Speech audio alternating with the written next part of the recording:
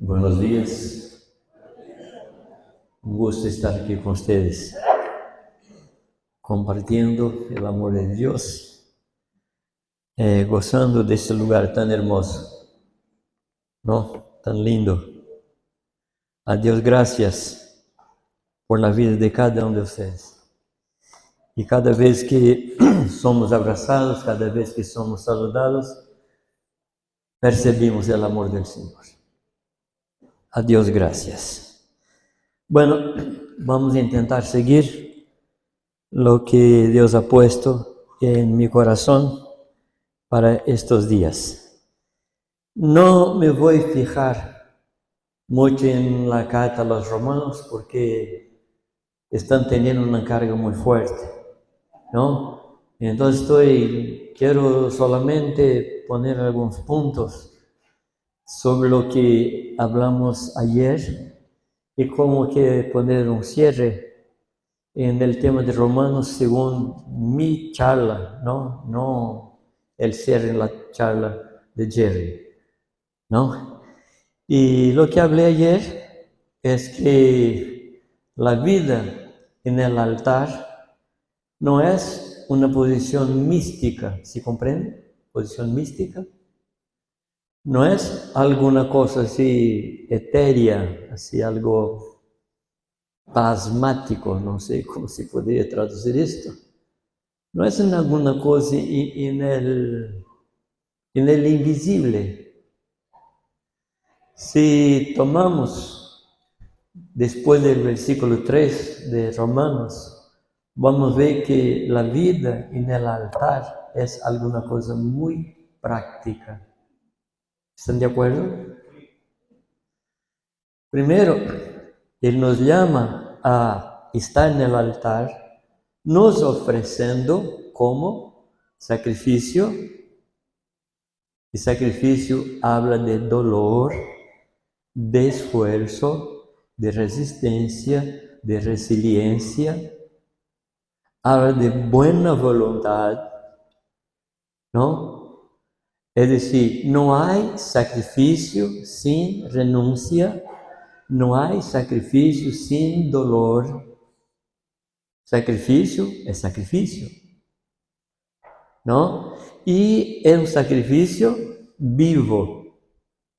Comentamos que la propuesta del Espíritu Santo a través de Pablo es que los cultos sean cambiados, que no entreguemos más, ofrezcamos más animales desconectados de nuestra vida.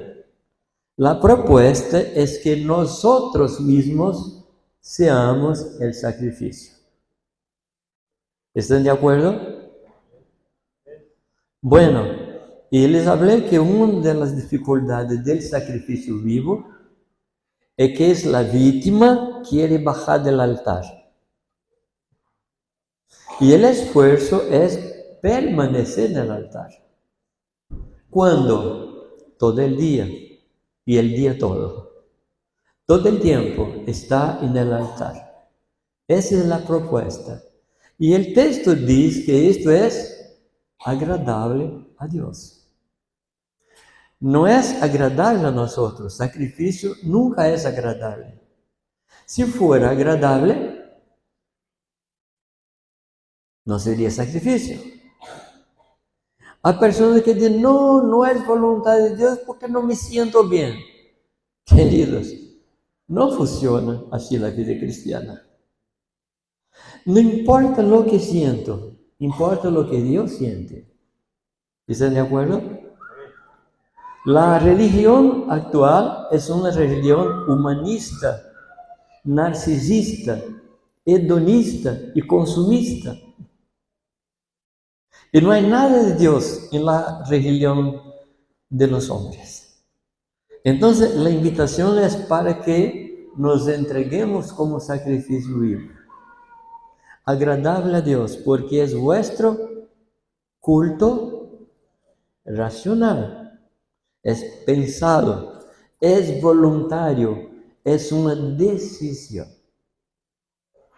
Muchas veces queremos que Dios nos arrastre para el altar. No. En este caso, subimos al altar de manera voluntaria para nos entregar a Él.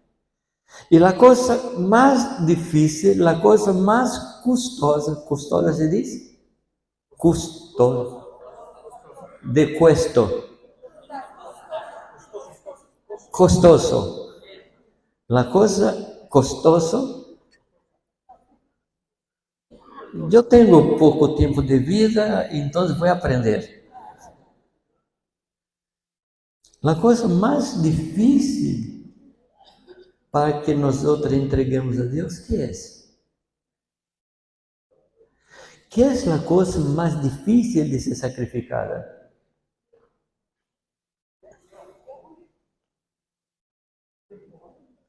Nuestra voluntad. No hay nada más caro, precioso, lindo, hermoso para nosotros que nuestra voluntad.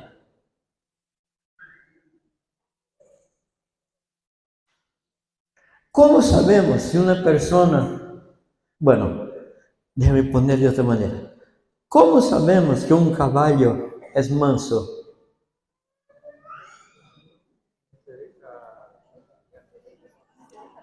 ¿Cuándo sabemos que un caballo es manso? Intenta montar en él, montar se dice, y va a saber si es manso o no. ¿Cómo sabemos que una persona es mansa? Contraríe. ¿Contraríe se dice? Contrariar. Contradecirla. Si quieres saber si una persona es mansa, contradecir a ella. ¿Quieres saber si un niño es obediente? No permite que haga su voluntad. Hay toda la naturaleza viene a la luz. Porque la cosa más importante para el ser humano es hacer su voluntad. Entonces, Cristo murió en Getsemaní. Él se entregó en Getsemaní, en ese lugar. Cuando él tuvo que decidir cuál voluntad iba a permanecer. La cruz no es un empleo.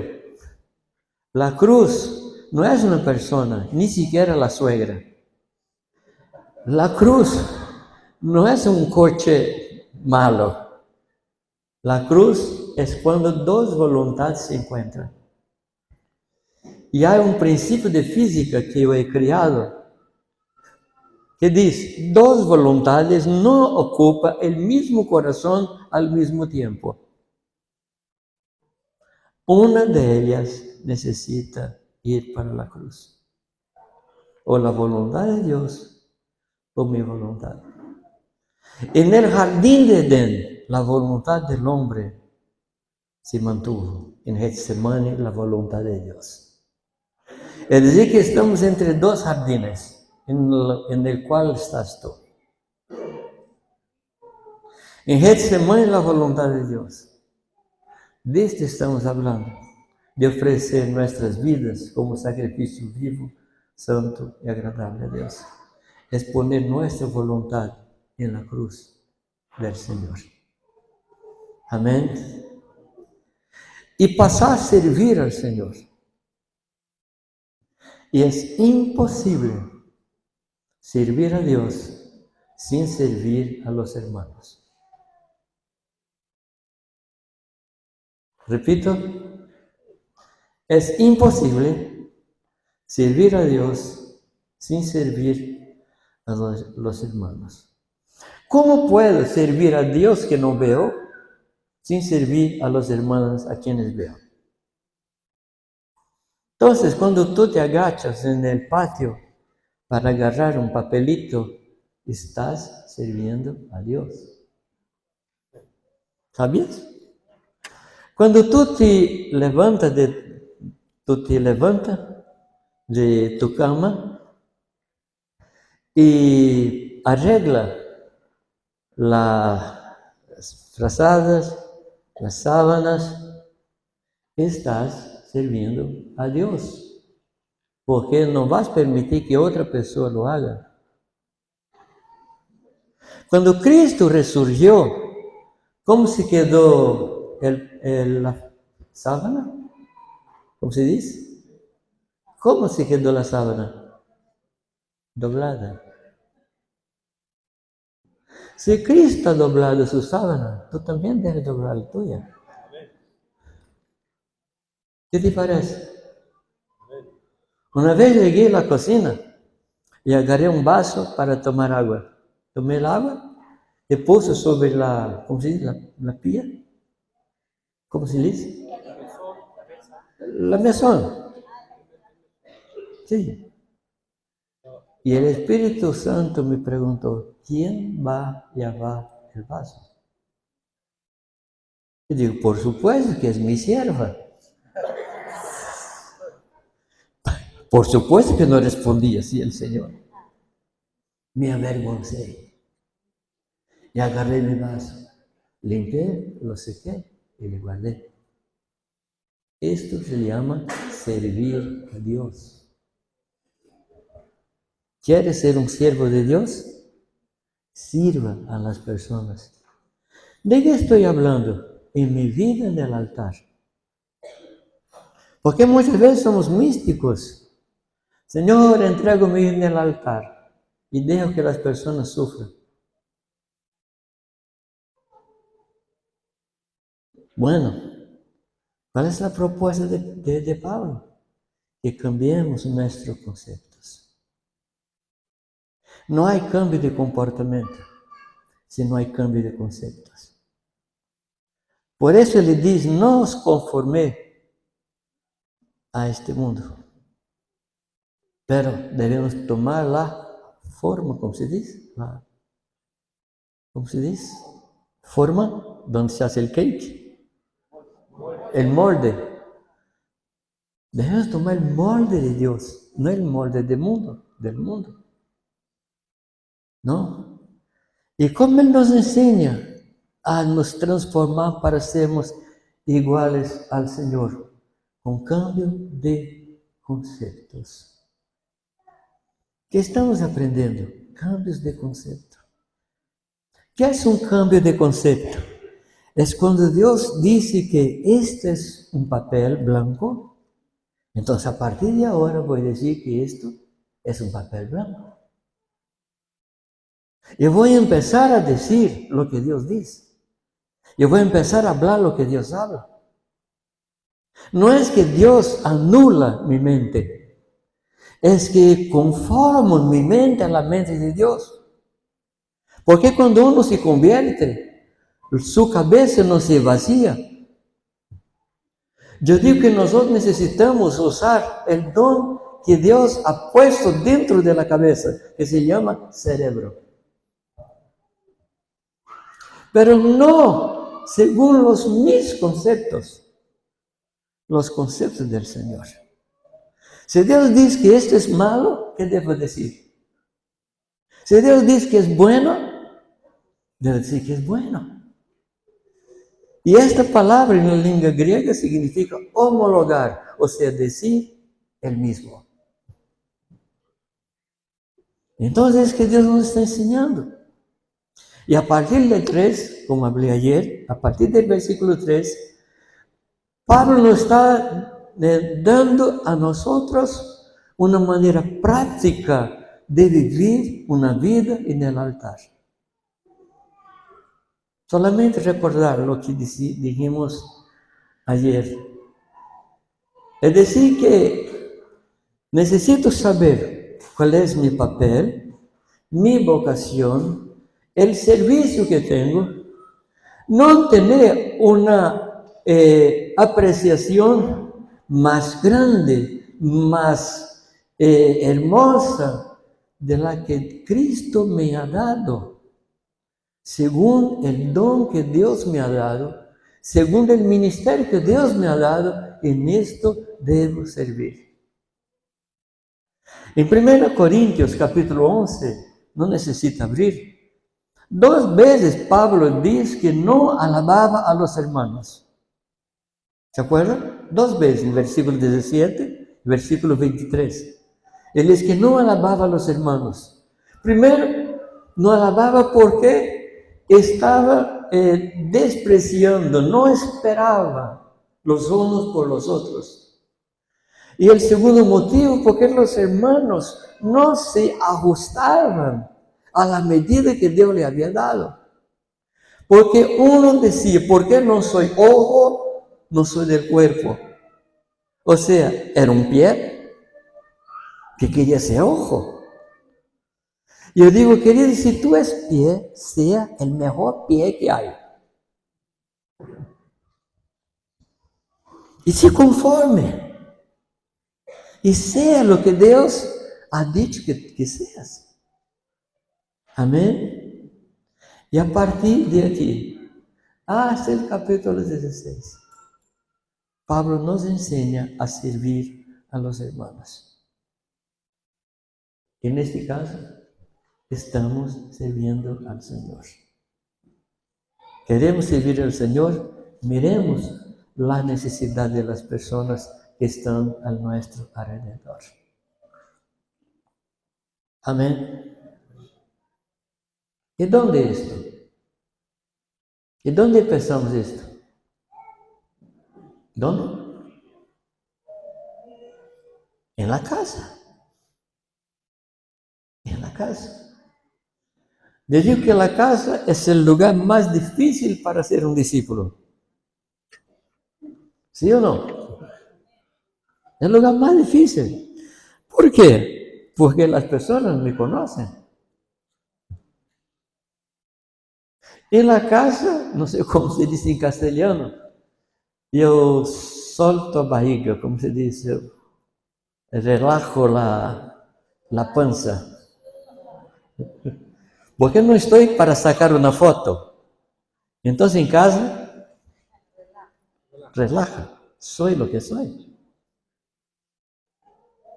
Allí empieza el discípulo de Cristo a vivir, en ese lugar. Amén. ¿Cómo eres tú en la casa? Mi gran preocupación no es que ustedes piensen o sepan que yo soy un hombre de Dios. Mi gran preocupación es que mi hijo sepa que yo soy un hombre de Dios. Que mis hijas y mis nietos sepan que yo soy hombre de Dios. Esa es mi gran preocupación. Y allí no puedo fingir. Allí no puedo. Bueno, caminemos un poquito para que yo muestre a ti lo que está en mi cabeza sobre este tema. ¿Cuál es la importancia de la vida en la familia con relación a todo lo que estamos diciendo con respecto a un sacrificio vivo? Por favor, abre tu Biblia en la primera carta de Pedro.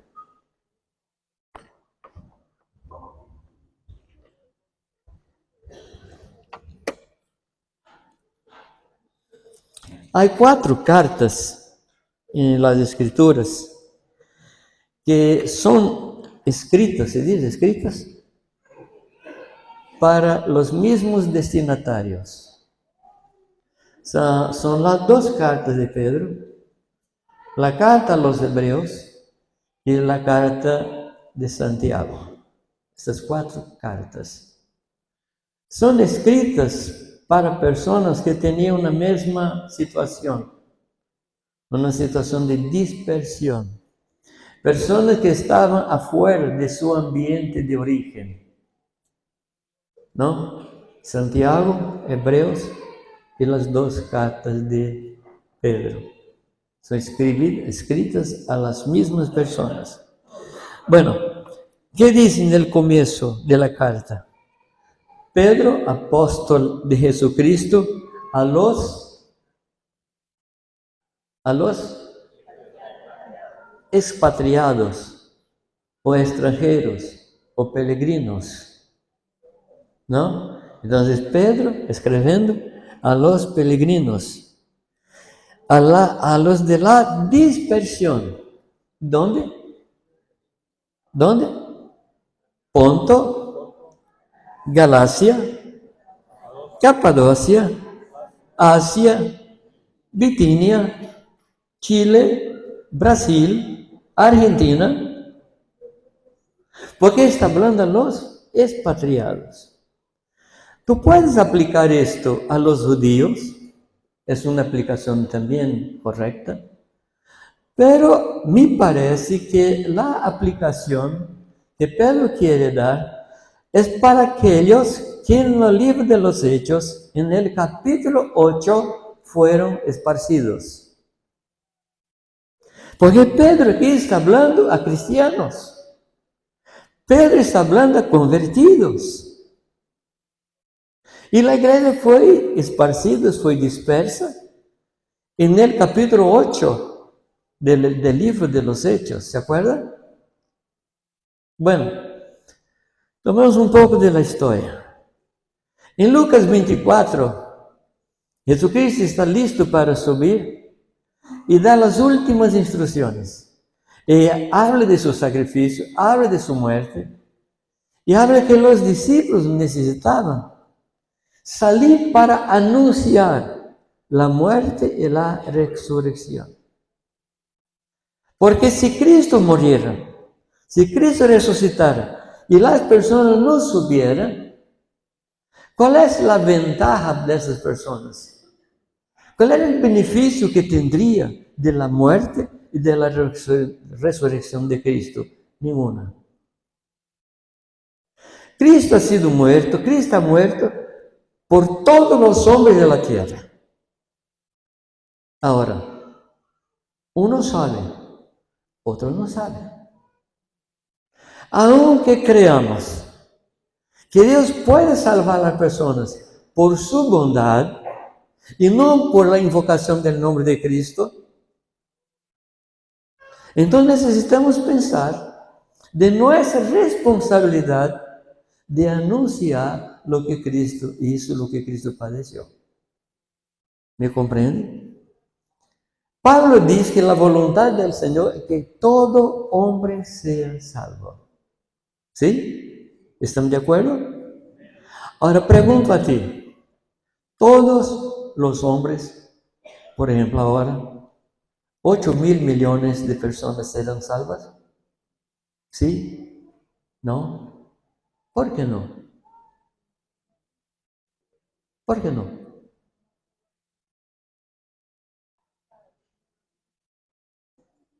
¿Todos los hombres son perdonados? ¿Sí o no?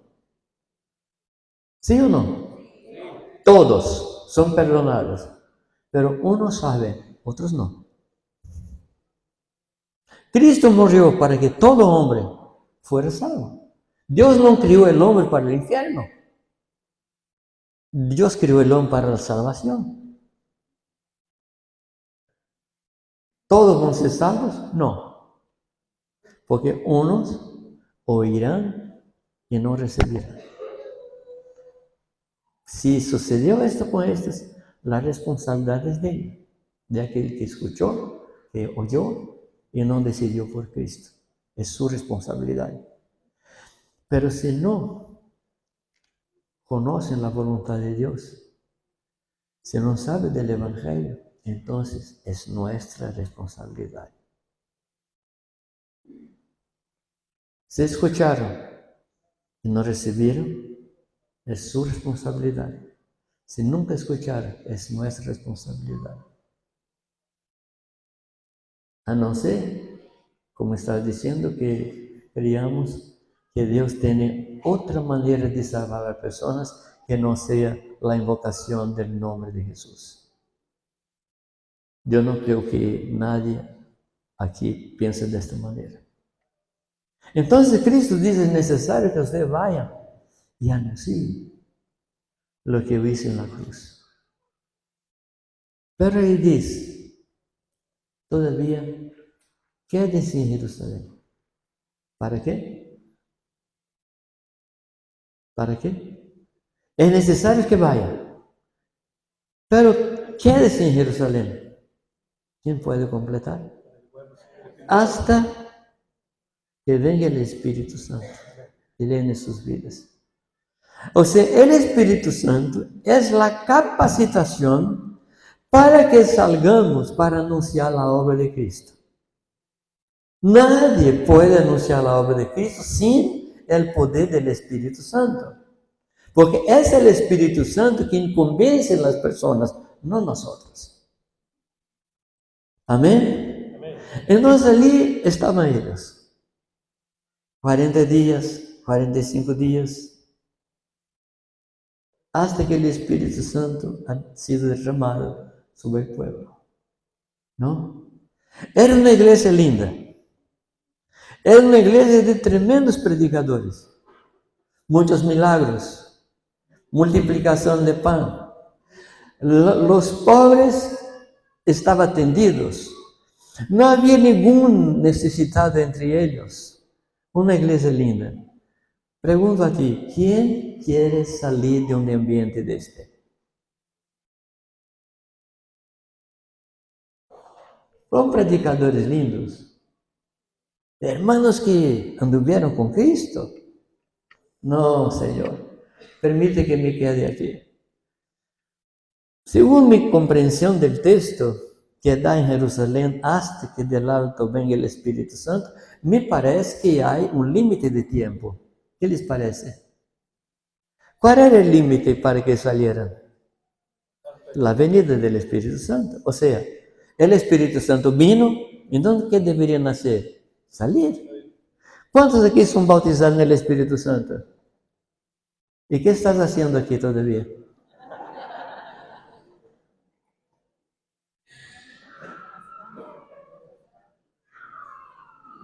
Los que son bautizados en el Espíritu Santo, ninguno de ellos debería estar aquí hoy día. Debería estar por las naciones. Así también los hermanos de Jerusalén. Si quedaron 1 mes, 2 meses, 3 meses, 1 año, 4, 5, 6, 7 años.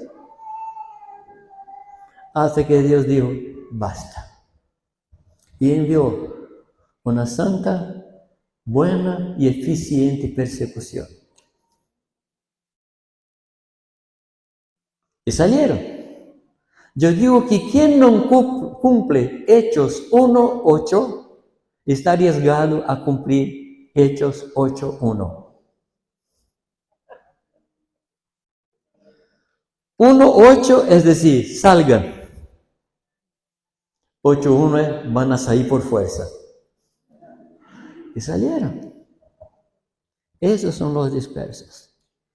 Ahora, es muy común una persona llegar en medio a una cultura distinta y empezar a aprender las costumbres de la cultura del lugar. Es muy común, ¿no? Si yo me cambiara para acá, pasado algunos tiempos, yo estaría hablando, ¿cómo se dice? Gíria, ¿cómo es? Palabras y frases que los jergas, viste, aprendendo la cultura, tomar té como se toma, comer como se come. Es muy común que se adquiera hábitos de la cultura donde estoy. Y cuando el pueblo va a entrar en la tierra prometida, Dios tiene esta preocupación. Dice, mira, lá en la tierra habrán personas así, que adoran a dioses extraños, no haga el mismo. Esta carta es una instrucción de cómo vivir en tierra ajena. Gracias. Entonces él comienza a decir las cosas que Dios hizo en la vida del pueblo. Primero él dice que Dios nos eligió. Dios nos eligió. O sea, tú siquiera sabías que era candidato. Dios te ha elegido. Amén. ¿Y eligió para qué, amados? Nos eligió para obediencia. Dios nos escogió para que obedezcamos. La segunda cosa que Dios hizo, Isso se diz? Ou hice? Hizo. Eu tenho dificuldade tremenda pelo tempo do verbo. Deus hizo. A segunda coisa, nos regenerou. Nos deu uma nova vida. E a terceira coisa, Deus nos ha guardado em Ele. Era importante a eleição? Sim. Eu tenho necessidade de saber que sou elegido para a obediência. É muito importante. Porque as coisas da vida, as coisas do mundo em el qual estou, facilmente me hacen olvidar de minha eleição. ¿Estão de acordo? Muitas vezes nos surpreendemos haciendo e deseando as mesmas coisas que este mundo ensina, deseja, anela, se diz. Facilmente entramos no projeto de casar, dar-se em casamento, comprar, vender, derribar, construir. É interessante que não são coisas malas. Não é pecado casar, não é pecado dar em casamento, não é pecado comprar, não é pecado construir. Facilmente nos olvidamos da eleição. ¿Por qué estamos aquí?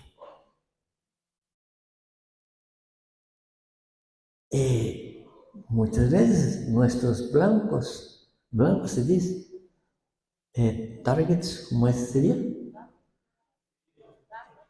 No, nuestra mirada, nuestra meta, es la misma meta de alguien que no conoce a Dios.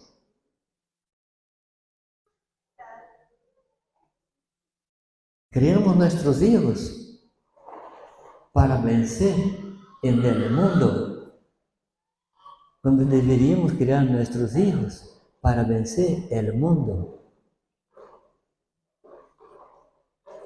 para que tenga suceso en el mundo. Pero Dios nunca nos propuso tener suceso en el mundo. Dios nos ha llamado para trastornar el mundo. Y el mundo nos trastorna. Entonces esta carta fue escrita para que sepamos vivir en un ambiente tóxico. ¿O no es tóxico este mundo? Deveríamos tener una ropa distinta, una ropa EPI, como se dice, equipamento de protección. Porque ahí estamos en un mundo terrible. Por eso Él nos ha guardado. ¿Dónde nos ha guardado? Dentro de Cristo. Para que podamos vivir sin ser contaminados.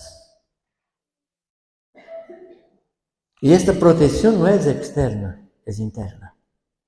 Corazón lleno, mente de Cristo, voluntad de Cristo. Esto nos hace inmunes, ¿se dice? Inmunes a la toxicidad del mundo. Así va escribiendo Pedro. Entonces va diciendo lo que nos hace nuestro propósito. Y en el versículo 9 del capítulo 2, Pedro habla de que de que somos y de lo que debemos hacer. Versículo 9 del capítulo 2. Por favor, ¿quiere leer para mí? 2:9. ¿Qué dice? Mas vosotros sois linaje escogido, real sacerdocio, nación santa, pueblo adquirido por Dios, para que anunciéis las virtudes de aquel que os llamó de las tinieblas a su luz admirable. Aquí en ese texto hablé de lo que somos y de nuestro servicio. No sé cuántos aquí ya escribieron un currículum en busca de empleo. ¿Cuáles son las cosas más importantes del currículum? ¿Quién eres y qué haces? Las otras cosas es para hacer crecer el currículum. Pero aquele gerente de recursos humanos vai mirar teu currículo e vai aparecer dois lugares. Que eres e que haces. Se o muchacho pergunta a ti, quem eres tu? E se eu disser, mira, eu estou em busca de descobrir minha identidade, seguro que tu não vas ter emprego. Se não sabe dizer quem eres tu, e a segunda pergunta, que haces? E se tu disser, hago de todo um pouco, também não entrarás. É importante que sepas qual é a tua identidade. E Pedro trabalha nesta. ¿Qué dice él de nuestra identidad? Que somos nosotros linaje escogido. O sea, somos un pueblo especial. No por lo que somos, pero porque Dios es lo que es. Y en Él somos linaje escogida. Real sacerdocio. No somos del linaje de Leví. Somos del linaje de Jesucristo, del linaje de Melquisedec. Otro linaje. Y somos sacerdocio del rey. ¿Qué hace un sacerdote? El sacerdote trae a Dios al pueblo y lleva el pueblo a Dios. Esa es nuestra tarea. Y pregunto, ¿dónde? ¿Dónde hay personas? ¿Dónde hay personas?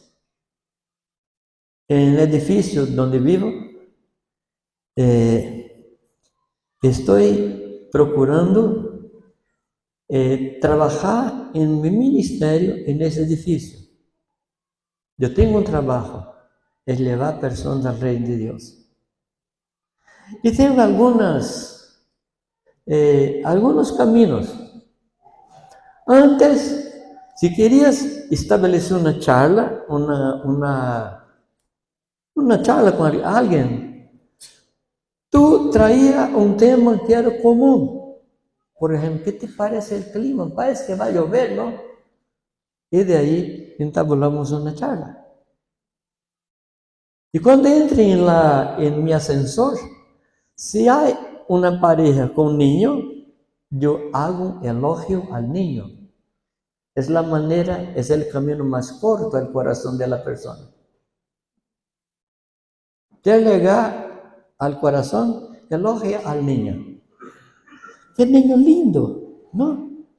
Si no es lindo, diga que niño interesante.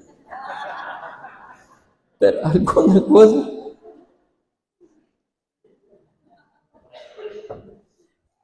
El problema es que los niños no están apareciendo más. Hoy son los perros y los gatos. Y estoy aprendiendo el nombre de los perros de mi edificio. Yo sé que uno pasó por una cirugía, otros en la edad del perro. Y hay algunos perros que dicen, mira qué lindo. Otros dicen, mira, diferente, ¿no? Es una manera de llegar a la persona. ¿Por qué? Porque quiero llegar a su corazón, porque para esto vivo en ese edificio. Ahora, necesito mantener un tipo de vida que no estorbe mi predicación.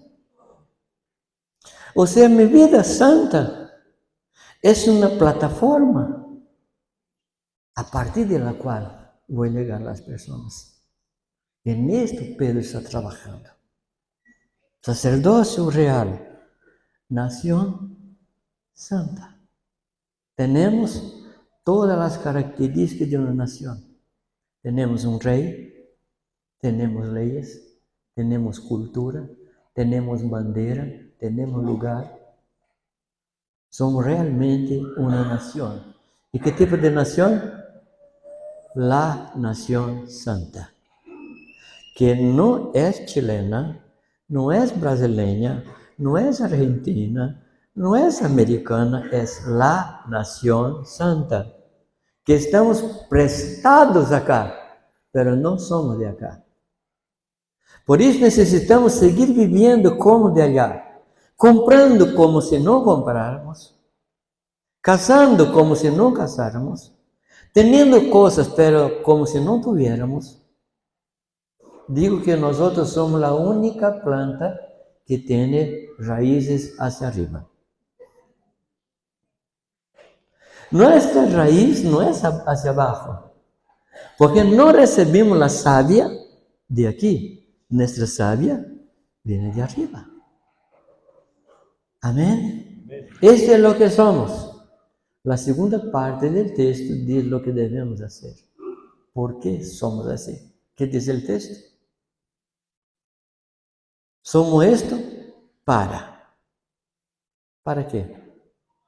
Anunciar las virtudes de aquel que nos ha llamado de las tinieblas para la luz. Amén.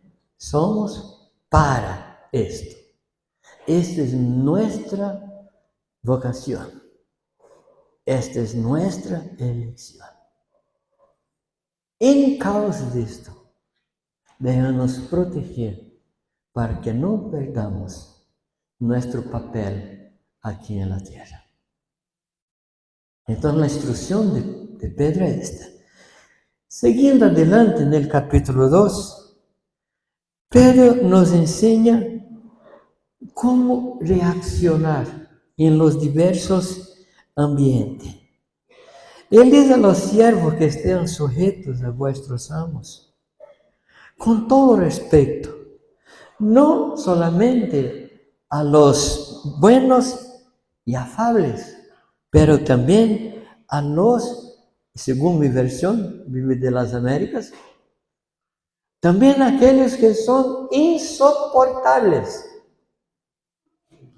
¿Tienes un jefe insoportable? Si él está aquí, no mire en su dirección, por favor. Pero a estos también servir como discípulos de Cristo que somos. Esa es la enseñanza de Pedro. Después, él va hablando de Cristo y cómo Cristo vivió en esta tierra. A partir del 20 dice, deberíamos leer todo el capítulo, pero porque qué mérito hay si cuando pecáis y sois tratados con severidad, lo soportáis con paciencia, pero si cuando hacéis lo bueno, sufrís por ello y lo soportáis con paciencia, esto haya gracia con Dios. Porque por este propósito habéis llamado. ¿Y cuál es el propósito? Pues también Cristo sufrió por nosotros, dejándonos ejemplo para que sigamos sus pisadas, llamados para el sufrimiento. ¿Sabías esto? Quiero descubrir mi vocación. Aquí está. Tú fuiste vocacionado para el sufrimiento, para sufrir por Cristo. No fuimos llamados al conforto. Nuestra vocación no es el conforto, es el sufrimiento. Disculpe esta mala noticia. Disculpe esta mala nueva. ¿Estás contento con ese llamamiento de Dios? Fuiste llamado para sufrir. Entonces no te espantes si viene sufrimiento en tu vida, porque estás cumpliendo tu ministerio. Ahora, por supuesto que no debemos sufrir por mal hecho, por crimen, por pecado. Y ahí Él muestra para nosotros cómo Cristo sufrió. Porque para ese propósito había llamado. Pues también Cristo sufrió por vosotros. Versículo 22. El cual no cometió pecado, ni engaño alguno se halló en su boca. Y quien cuando le ultrajaban, no respondía ultrajando. Cuando padecía, no amenazaba, siendo que encomendaba a aquel que juzga con justicia. Así Cristo actuó. ¿Y cómo debemos actuar? Así es el patrón. Cuando amenazaba, no amenazaba. La Escritura dice que nosotros no debemos resistir al perverso. O sea, no debemos enfrentarlo, dejar, porque tenemos un abogado. Y si fuera necesario que haya una defensa de nuestra vida, Él va a nos defender, no nosotros mismos. Amén. Ese es el patrón. Y Él dice que Dios, que Jesucristo, cuando estaba en esa situación, Él se entregaba al recto juez. O sea, Él permitía que Dios juzgara su causa, pero nunca se defendía. Como hablé ayer, somos maestros en nos defender. Somos maestros en intentar explicar nuestras equivocaciones. ¿Sí o no? ¿Te acuerdas de lo que hablé ayer?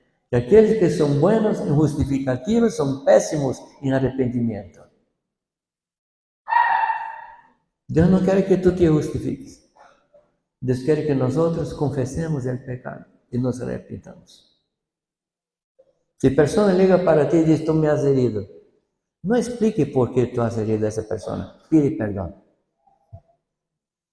El camino es más rápido. Explicar es muy demorado. Bueno, ahí está. Versículo 25. Vosotros andabais descarriados como ovejas, pero ahora habéis vuelto al pastor y guardián de vuestras almas. Así termina el capítulo 2. Pero como escuchamos ayer por parte de Jerry, la Biblia no fue escrita por capítulos. En el período 1510 y 1517, los médicos tomaron la Biblia y dividieron por capítulo y por versículos. Pero Pedro no escribió por capítulo y por versículos. Entonces el tema sigue. Él sigue hablando de cómo actuar en el mundo, de cómo reaccionar. Entonces, ¿cómo comienza el capítulo 3? ¿Cómo comienza? No escuché. Asimismo. Asimismo significa que cómo Cristo reaccionó. Entonces la primera charla es para las mujeres. Mujeres, escuchen a Pedro. No a mí, por favor. Porque si tú tuvieras ganas de golpear, pegar a alguien, tú vas a pegar a Pedro, no yo. Asimismo, como Cristo reaccionó, como Cristo se portó, así también ustedes. Estén sujetos a vuestros maridos, como Cristo estaba sujeto al Padre. Ese es el padrón. Así es. De modo que si alguno de ellos ¿quiénes? Los maridos, fueran, ¿qué dice el texto? ¿Ah?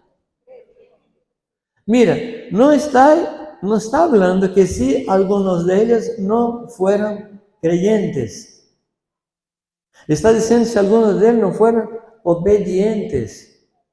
¿Sabes que hay cristianos que no obedecen? ¿Sabían? No? Por lo menos en Brasil. Hay maridos que no escuchan. Hay maridos que no obedecen al Señor. No obedecen a la autoridad. No obedecen a la luz roja. ¿Cómo se llaman estas tarjas donde pasan los peatones?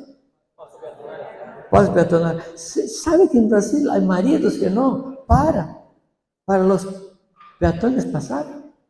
¿Sabían esto? Aquí no debe ser así. Hombres desobedientes. No está hablando de incrédulos. Está hablando de hombres desobedientes. ¿Y cómo estos hombres van a cambiar? La mujer siendo sujetas al marido como al Señor. La referencia es el Señor, no el marido. Voy a pasar algunos versículos, vamos a llegar al 7. ¿Qué dice el 7? Igualmente, en el versículo 1, asimismo, en el versículo 7, igualmente. O sea, el patrón es el mismo para el hombre y la mujer. ¿Y cuál es el patrón? La vida de Cristo. Ahora quiero mostrar a ustedes, quiero aclarar aquí, que Pedro comienza hablando de algo trascendental, de algo tremendo. Habla de sacerdocio, habla de servicio, habla de elección. Pero ¿para dónde Pedro va? Para el hogar, para la casa, para la familia. Porque todas estas cosas se inician en la familia. La vida cristiana solamente tiene valor, peso, contenido, si fuera iniciada dentro de la casa. ¿Me comprende? Sabes, querido, Dios nos ha hablado muy fuerte sobre iglesia en la casa. Muy, muy, muy fuerte. Dios me ha dado una tarea de en los próximos 2 años ir en todos los lugares que asisto para hablar de ese tema, en los próximos 2 años. Y este es mi mensaje de los últimos tiempos míos, no estoy diciendo los tiempos del mundo, la venida de Cristo, no. Y en esto estoy. Entonces mira como cuando Pedro fue del grande para el chico, del total para el particular, donde todas las cosas inician, en la casa. Lo que somos en la casa, somos afuera. ¿Sí o no? Afuera podemos pôr máscaras, pero somos el mismo. Somos lo mismo. Y mira que dice el versículo 7. Igualmente, convivir de manera comprensiva. ¿Qué dice otra versión? Sabiamente. ¿Y cómo es vivir sabiamente? Es comprender la mujer. Por supuesto que es una tarea espiritual. A Dios gracias que Él nunca nos ha mandado, maridos, comprender vuestras esposas. ¿Qué nos enseñó Él? Amar. Amar es mucho más fácil que comprender. Estoy bromeando. Convive con sabiduría. Y Él explica qué es vivir con sabiduría. Primero Él dice, mirar a la mujer y comprender que es vaso, ¿cómo? Más frágil. Esta palabra más está apuntando para otra cosa, que el hombre es frágil. Y la mujer más frágil. Es la primera cosa que el hombre necesita comprender. Que la mujer es un vaso de cristal que se puede romper con facilidad.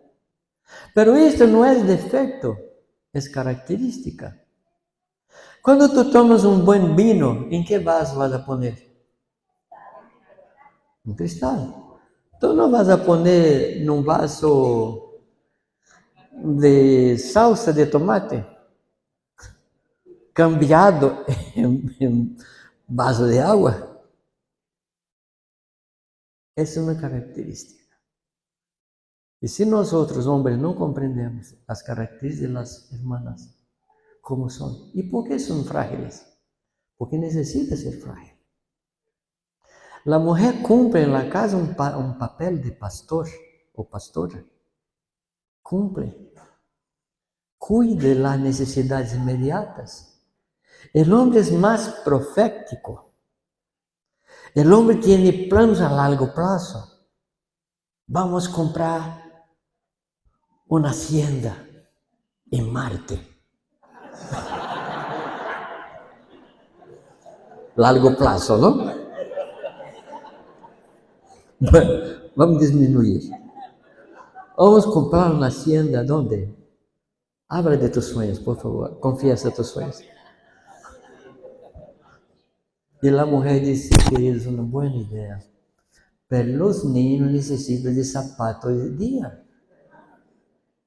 ¿Comprende? Si el hombre no comprende que la mujer tiene esa sensibilidad en la casa, va a haber un choque. Es un choque. Más frágil no significa defecto, significa característica. Hay lugares especiales en la casa donde tú pones los vasos de cristal y otros tú pones en cualquier lugar.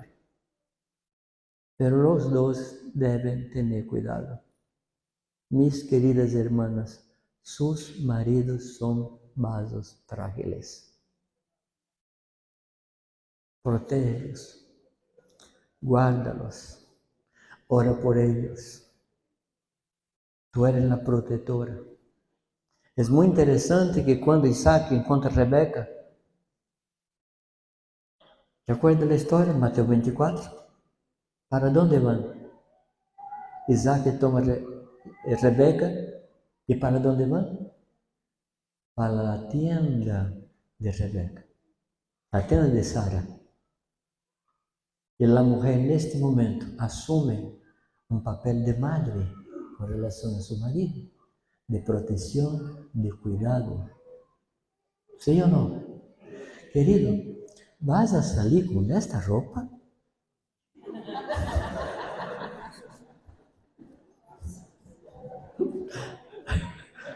Cristian, permita contar una cosa. Yo estaba en la casa de Cristian un tiempo atrás, mucho tiempo. Y estaba allá algunos días. Y Cristian fue salir con una chompa. Y Norma miró hacia él y preguntó, ¿estás pagando alguna promesa? Y él, ¿por qué? Es el cuarto día que sale con la misma chompa.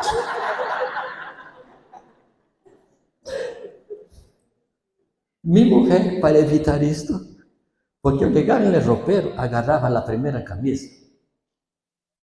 Y para evitar esto, ella ponía en el primer lugar del ropero la camisa que a él le gustaba que usara. ¿Qué es esto? Papel de madre. Que la mujer cumple un papel de madre y de protección. Ahora, por favor, no extrapola. ¿Extrapola se dice? No te extendas.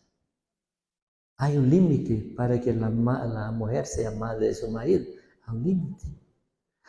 También el papel del hombre como padre de su mujer.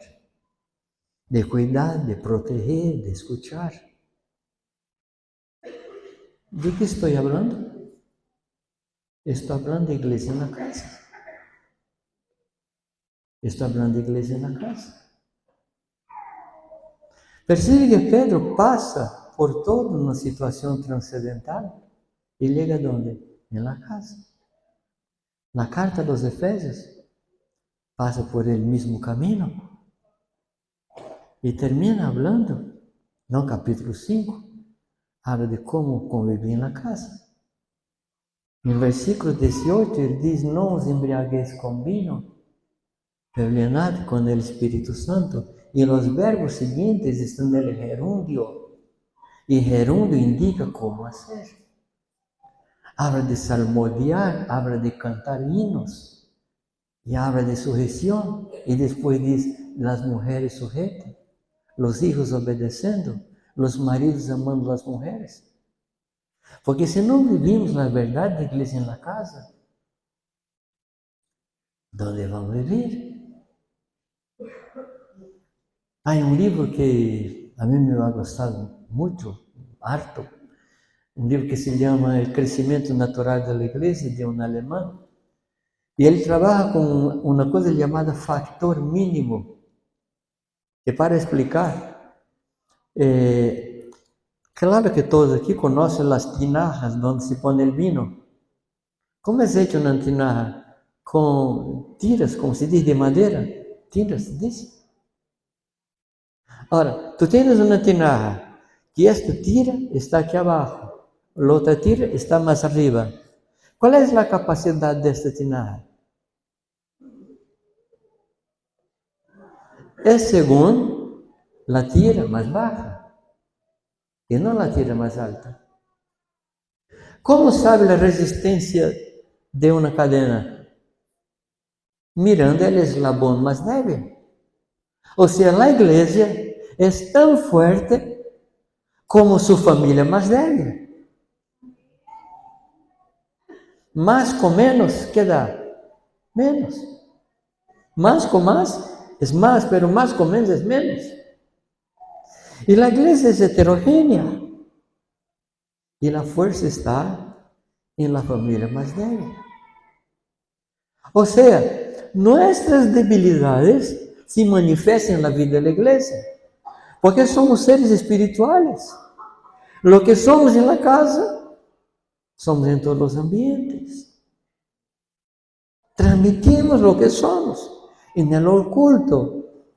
Aliás, no hay pecados ocultos. Todo pecado transmite su consecuencia en la vida de mi familia y por lo tanto en la vida de la iglesia.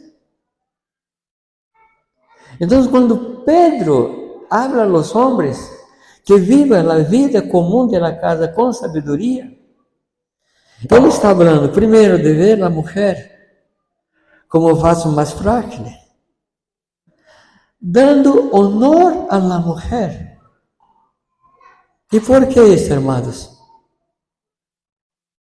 Porque la mujer es coheredera de la misma gracia de vida. Es decir, que cuando nos casamos, por supuesto, con una mujer nacida de nuevo, estamos nos casando con una hermana. También significa que la primera relación que hay entre un hombre cristiano, un marido cristiano y una hermana cristiana, la primera relación es relación de hermanos. Queridos, si guardáramos eso en nuestra mente, en nuestro corazón, va a cambiar muchas cosas. Porque tenemos la tendencia de tratar la mujer de una manera y la hermana de la iglesia de otra. Sí, no, tal vez, o ninguna de las opciones.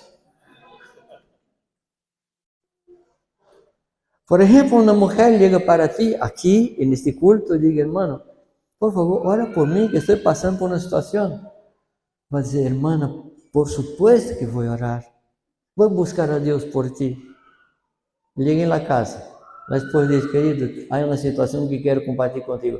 Mira, estoy cansada ahora. Después charlamos.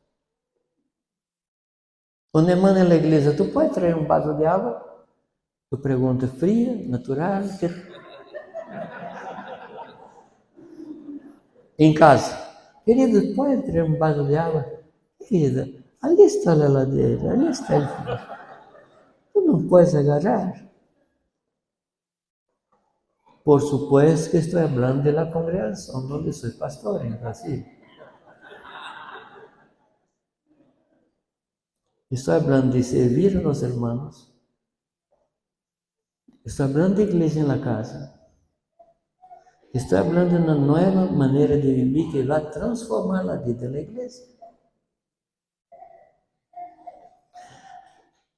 Pablo, escribiendo a Tito sobre nuevos presbíteros. Yo te he dejado en Creta para que pusieres en orden las cosas que necesitan ser puestas. Que en todas las ciudades ponga ancianos. Y ahí Pablo da 3 conjuntos de características. ¿Se acuerdan? Primero grupo de características son características domésticas. ¿Cómo es el marido en la casa?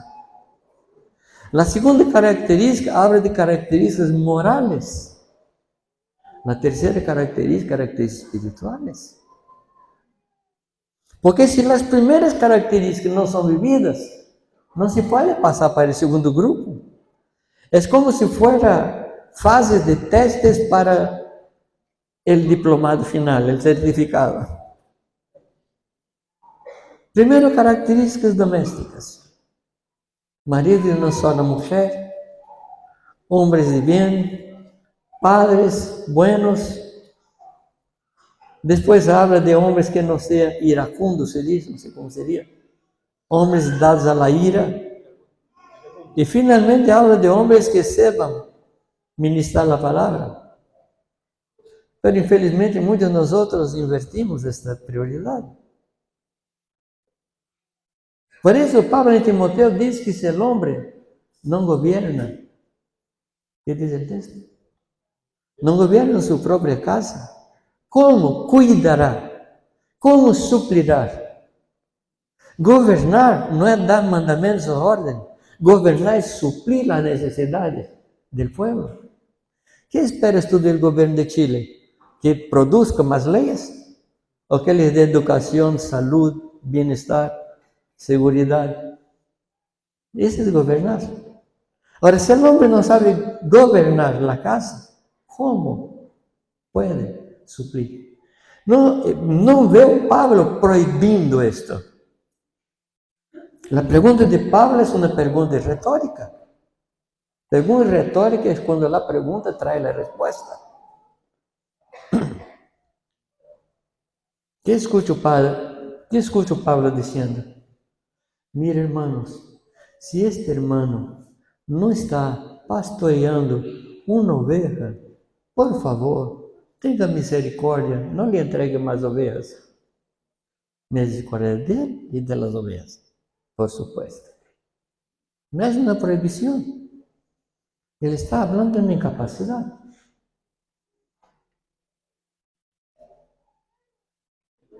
Cada marido aquí tiene una oveja que producir otras ovejas. Cuida de ella. Yo no sé seguramente cuántas personas yo ayudé a formar en el presbiterio. Pero en los últimos tiempos, cuando está llegando el momento de imponer las manos, de una manera muy discreta, yo pregunto a la mujer y a los hijos, ¿quién es tu pastor? Si hay una hesitación, si hay así, bueno, no hay ordenación. Porque el señal que este hombre está listo para el ministerio delante de la iglesia es la aprobación de su familia. Si la familia no tiene la aprobación, no ordenamos. Porque primero necesita ser pastor de su casa, de su hogar. Y entonces volvamos a Pedro, y estoy yendo para el final, no de los tiempos, final de la charla. ¿Qué está nos enseñando Pedro?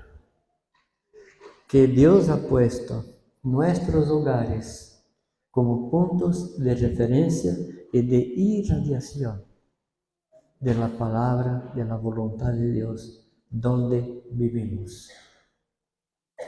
En resumen, Dios quiere que cada familia sea el embrión de una nueva congregación. La tierra está llena de la gloria de Dios, pero la promesa es que la gloria, que la tierra sea llena del conocimiento de la gloria de Dios. La gloria está, pero falta el conocimiento. ¿Y quién va a transmitir el conocimiento? Somos nosotros. Por esto Dios nos ha puesto a vivir donde vivimos. Estaba compartiendo hoy por la mañana que una persona vive donde vive por dos motivos, o por desgracia o por propósito. ¿Qué es vivir por desgracia? No está conformada con el lugar donde vive. Algún día voy a salir de ese lugar. Esta persona que vive por desgracia no tiene ganas de conocer el vecino, de establecer amistad, de tener un conocimiento y entrar en la vida del vecino, porque está de salida. Y quien está con mochila no se relaciona bien con los que están alrededor, porque tiene una meta. Es una manera de vivir, que llaman de vivir por desgracia. Pero hay hermanos que viven donde viven por un propósito, que es traer la gloria de Dios a su vecindario. ¿Me comprende, queridos? ¿Y tú vives donde vives por desgracia o por propósito? Y para terminar, quería llamarlos a recitar, si recitar se dice, Juan 3:16. ¿Qué dice? Porque de tal manera amó Dios al mundo que dio su Hijo para que todo aquel que cree no se pierda, pero tenga la vida eterna. Pregunta a usted, este versículo, este verso, ¿cómo está? ¿Puede ser recitado hoy día? ¿Cómo está? ¿Así? Bueno, en ese texto, Dios está hablando de su Hijo que Él ha enviado, ¿sí? A este mundo. Pero ¿dónde está Cristo hoy día? A la diestra del Padre. ¿Quién son los enviados hoy día? No, yo. Nosotros somos muchos. Cuando dicen nosotros vamos a hacer, nada sucede. Cuando yo voy a hacer. Entonces, ¿cómo sería Juan 3:16? Porque Dios, amado, concepción de tal manera que envió su Hijo para viver, para que nadie en concepción se pierda, pero tenga la vida eterna. Pero Concepción es muy grande. ¿Cómo es el nombre de tu barrio? Entonces, de tal manera Dios amó, que mandó a quienes? Para que nadie en este barrio perezca, pero tenga la vida eterna. Pero también el barrio es muy grande. ¿Cómo se llama tu calle? Ok, vamos a hablar ahora el nombre de la calle. Porque Dios de tal manera amó. Algunos hermanos no viven, no moran. Porque Dios de tal manera amó a calle. Para que, de tal manera amó que envió a su, ¿quién envió a mí? Pon el nombre en esto. Para que ninguno de mis vecinos se pierdan, pero tengan la vida eterna. ¿Qué cambia? Todo. Para esto aquí estamos. Ese es nuestro propósito. En Lucas 15 hay 3 parábolas. De la oveja perdida, de la moneda perdida, del hijo perdido. Las 3 terminan de la misma manera. Los vecinos se alegrando. Las 3 terminan de esa manera. O sea, cuando Dios restaura su vida en mi casa, los vecinos van a ser bendecidos. Y ese es el propósito. Amén. Para esto, debemos entregar nuestro cuerpo como sacrificio vivo, santo, agradable a Dios, para que experimentemos la buena, perfecta voluntad del Señor. Amén. ¿Podemos entregar nuestra vida al Señor en beneficio de nuestros vecinos, nuestros colegas? Por favor, agacha tu cabeza y haz esa ofrenda al Señor, por favor. Haz esa ofrenda a Dios. Si quieres orar con tu familia ahora, con tu esposa, ofreciendo tu hogar para que el Señor le use para la gloria suya, puedes hacer ahora.